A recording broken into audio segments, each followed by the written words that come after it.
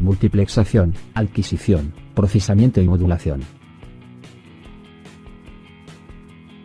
Multiplexores. Un multiplexor es un circuito que puede recibir datos de diversas fuentes y después seleccionar un canal de entrada para producir una salida correspondiente a solo uno de ellos.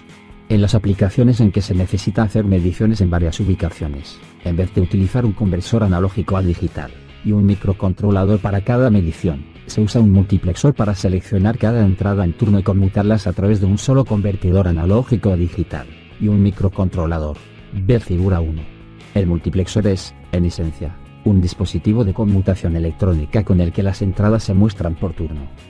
Un ejemplo de los tipos de multiplexores analógicos es el DG508A CJ, el cual tiene 8 canales de entrada cada uno con una dirección binaria de 3 bits, que se utiliza en la selección.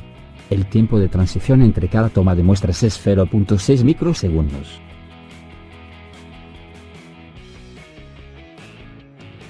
Multiplexor digital. La figura 2 ilustra el principio básico de un multiplexor que se utiliza para seleccionar entradas de datos digitales. Para simplificar se muestra un sistema con solo 2 canales de entrada. El nivel lógico aplicado a la entrada de selección determina qué compuerta, AND, se activa para que la entrada de datos pase por la compuerta OR, y salga. Existen paquetes integrados en los que se pueden obtener varios tipos de multiplexores. El tipo 151 permite seleccionar una línea entre 8, el tipo 153, una línea de entre 4 entradas, las cuales llegan como datos en 2 líneas cada una. El tipo 157 sirve para elegir una línea entre 2 entradas que llegan como datos a través de 4 líneas. Multiplexación por división de tiempo.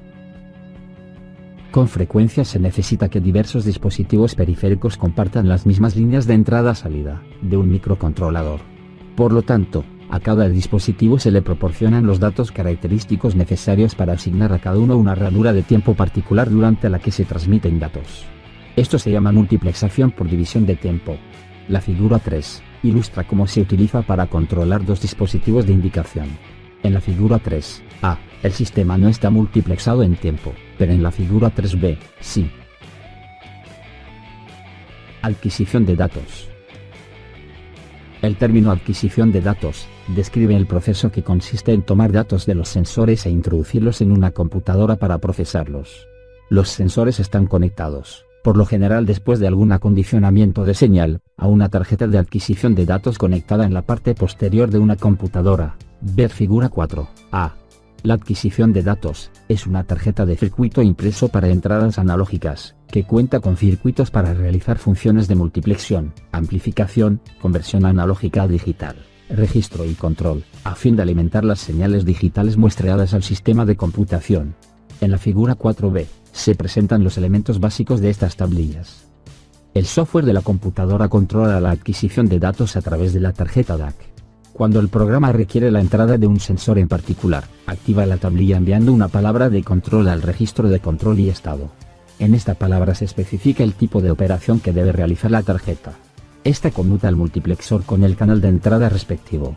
La entrada del sensor conectada al canal de entrada en cuestión pasa por un amplificador y llega al convertidor analógico a digital. Después de la conversión, la señal digital obtenida pasa al registro de datos y la palabra que se encuentra en el registro de control y estado se modifica para indicar a la computadora en qué momento concluye una adquisición. La computadora puede interrumpir los programas que esté implantando, leer los datos del DAC, y continuar con sus programas. En sistemas más rápidos la computadora no se utiliza en la transferencia de los datos a la memoria, sino que pasan directamente de la tarjeta a la memoria sin la intervención de la computadora. Esto se conoce como direccionamiento directo de memoria, DMA. Las especificaciones de una tablilla de adquisición de datos incluyen la tasa de muestreo de las entradas analógicas, que puede ser de 100.000 muestras para cada segundo. El criterio de Nyquist para muestreo indica que la frecuencia máxima de una señal analógica que se puede muestrear con este tipo de tarjeta es 50 kHz. La tasa de muestreo debe ser el doble de la frecuencia máxima. Además de esas funciones básicas de la tarjeta de adquisición de datos, también puede proporcionar salidas analógicas, temporizadores y contadores que se utilizan como disparadores del sistema sensor. Como ejemplo de una tarjeta de bajo costo con varias funciones que se puede utilizar con una computadora, la figura 5 presenta la estructura básica de la DAC, PF, LPM, 16, de National Instruments. Esta tarjeta tiene 16 canales para entradas analógicas, una tasa de muestreo de 50.000 muestras para cada segundo, una entrada digital de 8 bits y una salida digital de 8 bits, así como un contador temporizador, que también puede entregar salidas. Los canales se pueden explorar en secuencia, haciendo una lectura por cada canal en turno, o explorando en forma continua un solo canal. Procesamiento de señales digitales. El término procesamiento de señales digitales o procesamiento de señales en tiempo discreto se refiere al procesamiento que realiza el microcontrolador a una señal. Las señales digitales son señales de tiempo discreto, es decir, no son funciones continuas del tiempo, sino que existen solo en momentos discretos. En el acondicionamiento de señales analógicas se necesitan componentes como amplificadores y circuitos de filtrado. En cambio, el acondicionamiento de una señal digital se puede llevar a cabo mediante un programa en un microcontrolador, es decir, procesando la señal. Para modificar las características de un filtro digital basta cambiar el software, es decir, el programa de instrucciones dado al microcontrolador. En la entrada de un sistema de procesamiento de señales digitales se recibe una palabra que representa la magnitud de un pulso y se produce la salida de otra palabra. El pulso de salida en un instante determinado se calcula en el sistema como el resultado de procesar la entrada actual del pulso presente, junto con el producto de las entradas de pulsos anteriores y, quizá, de salidas anteriores del sistema. Por ejemplo, el programa que utiliza el microcontrolador puede leer el valor de la entrada actual y agregarle el valor de la salida anterior, con lo cual se obtiene una nueva salida. Suponiendo que la entrada actual es el késimo pulso de la secuencia de pulsos de entrada, la representación de este pulso es x de k. La késima salida de una secuencia de pulsos se representa como i de k. La salida anterior, es decir, el pulso k-1, se representa como i de k-1. Por lo tanto, el programa que produce una salida que resulta de sumar al valor de la entrada actual el valor de la salida anterior, se representaría como i de k es igual a x de k más i de k-1. Esta ecuación se conoce como ecuación en diferencias. Representa la relación entre la salida y la entrada de un sistema de tiempo discreto, y es comparable con una ecuación diferencial que se utiliza para describir la relación entre la salida y la entrada de un sistema cuyas entradas y salidas varían de manera continua en el tiempo. En una ecuación en diferencias suponga que la entrada es una señal senoidal muestreada que da la siguiente secuencia de pulsos. La magnitud del pulso de entrada en k igual a 1 es 0.5. Suponiendo que la salida anterior fue 0, entonces, i de k-1 es igual a 0, por lo que i de 1 es igual a 0.5 más 0 es igual a 0.5. La magnitud del pulso de entrada en k2 es 1, por lo que i de 2 es igual a x de 2 más i de 2 menos 1, que es 1.0 más 0.5, que es igual a 1.5. La magnitud de pulso de entrada en k igual a 3 es 0.5, por lo que i de 3 es igual a x de 3 más i de 3 menos 1, que es 0.5 más 1.5, que es igual a 2.0. La magnitud del pulso de entrada en k igual a 4 es 0.5 negativo, por lo que i de 4 es igual a 1.5.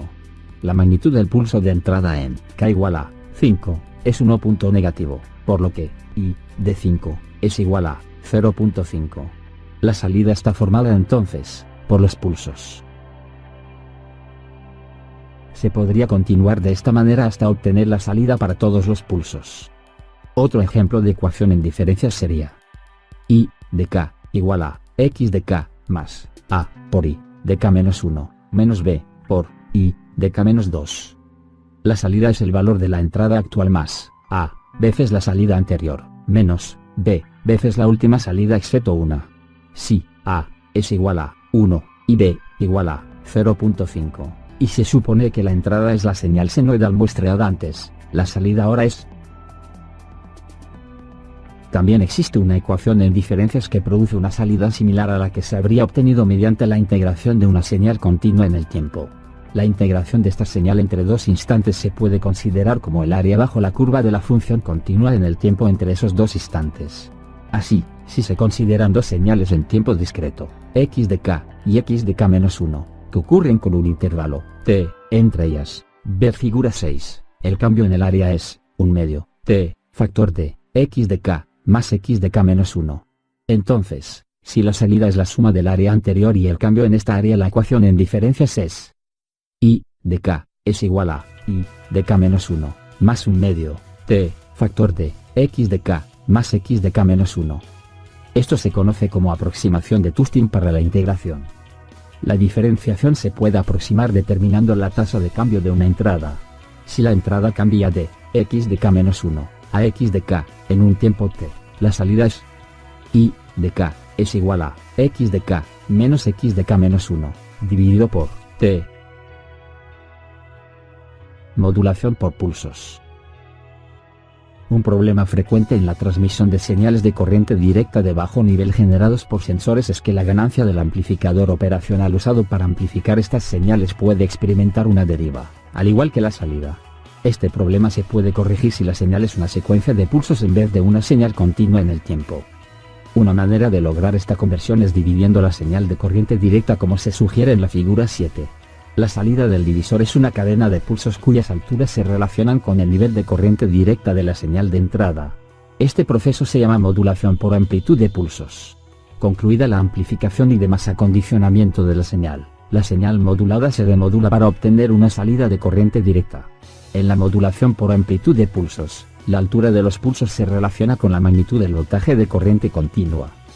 Una alternativa a lo anterior es la modulación por ancho de pulsos, donde del ancho, es decir, de la duración del pulso y no su amplitud, depende la magnitud del voltaje. Ver figura 8.